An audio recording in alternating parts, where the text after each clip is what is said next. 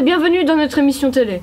Aujourd'hui, nous allons faire la rétrospective de 2030 et nous allons donc commencer par janvier, plus précisément Nouvel An, où nous avons eu un beau feu d'artifice en Afrique du Sud.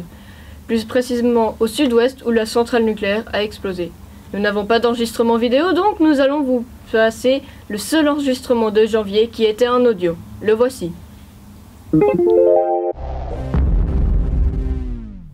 Ça fait mal aux oreilles.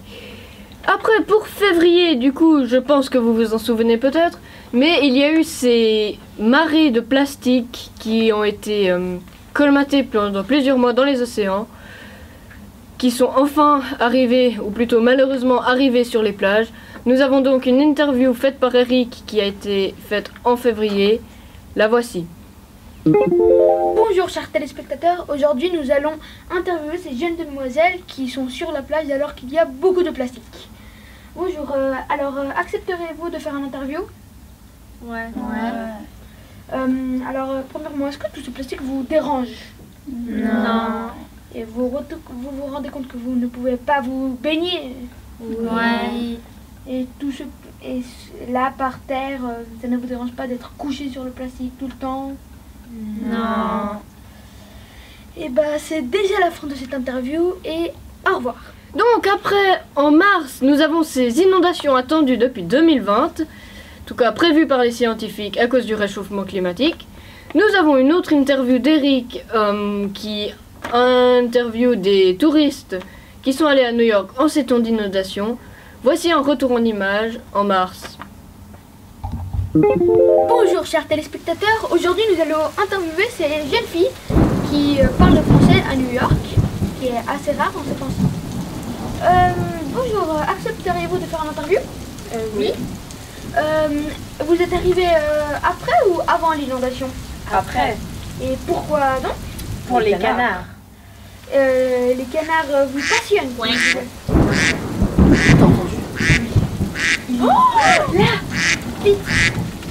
Magnifique. C'est un spécimen rare. Et quel type de canard est-ce? Ça va?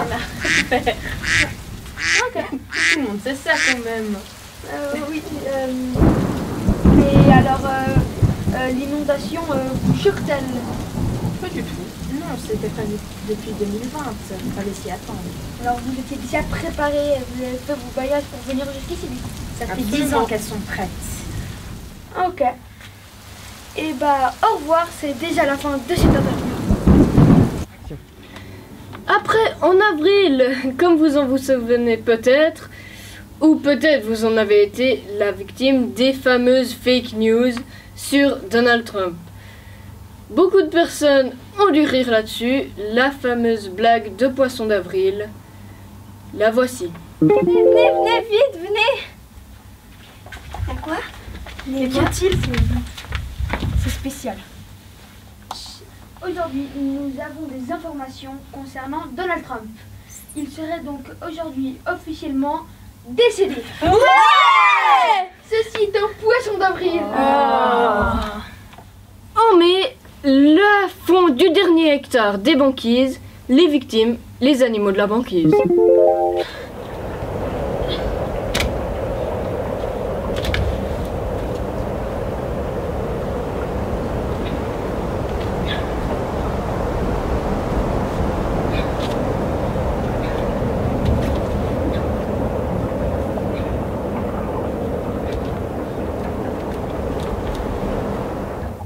En juin, vous en vous souvenez bien, le début de la révolte des robots. Ils étaient sortis de l'usine Roblox, la dernière génération. Ça a fait des morts. Retour en juin. T'as entendu parler? De quoi? De la nouvelle marque de robots. Quoi? Robolote. C'est une nouvelle marque de robots qui fait le ménage. Ah ouais? Oui. Genre chez toi? Ouais. Tranquille. C'est trop bien. Ouais. Ha ha ha ha ha. Donc, après, en juillet, nous avons la fonte du permafrost après les glaciers. Et donc, dans ce sol composé majoritairement de glace, nous avons trouvé des vestiges extraterrestres. Voici une interview d'Eric, de l'enfant et de la scientifique qui a trouvé les vestiges extraterrestres.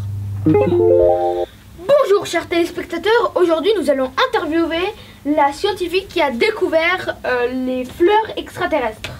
Alors expliquez-nous, que tel de particulier ces fleurs? Mais c'est moi qui l'ai trouvée, c'est moi qui ai trouvé la jolie fleur. Oui, c'est bien donnée toi. à ma maman.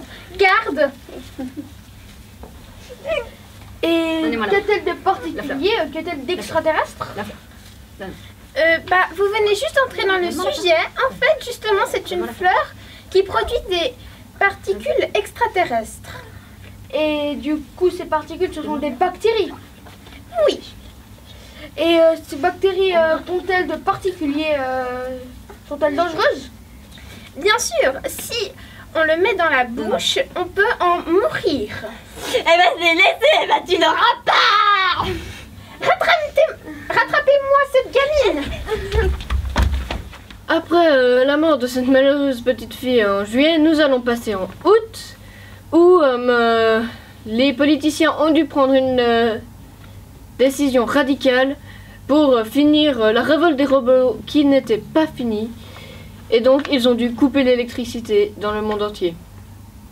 Nous avons donc dû prendre des anciens modèles non électroniques pour prendre les rares photos qu'il y a eu pendant ce mois de confinement électronique.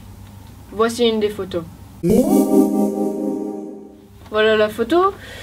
Donc, après, en septembre, après ce mois de confinement électronique, nous récupérons les anciens modèles de 2020 pour éviter tout bug informatique trop évolué. Et donc, nous avons une interview d'Eric sur des personnes qui récupèrent des modèles comme le Samsung S20. Voici, retour en image.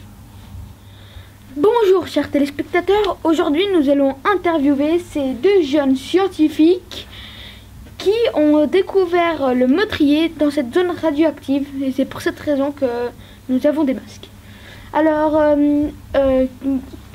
premièrement, présentez-vous. Comment vous appelez-vous? Alors moi je m'appelle Madame Dufleuve, je suis une scientifique diplômée.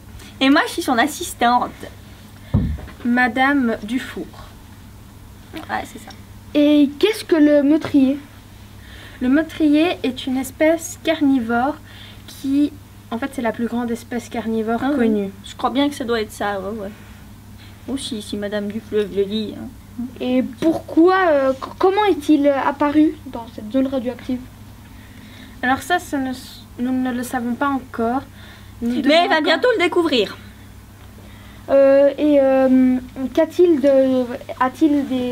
Comment est son physique à ce meurtrier? Alors, il est grand, il a des grandes dents et il est très... Ça tournait, action. Et nous finissons avec la malheureuse nouvelle de décembre. La nuit du 24, le Père Noël s'était fait shooter par un avion. Retour en image. C'est quand même triste, non? Oui, il est mort. Mais j'avais tout plein de cadeaux cette année. C'est l'heure d'aller chez le juge. Mais pourquoi il se bat, lui? C'est lui qui l'a tué.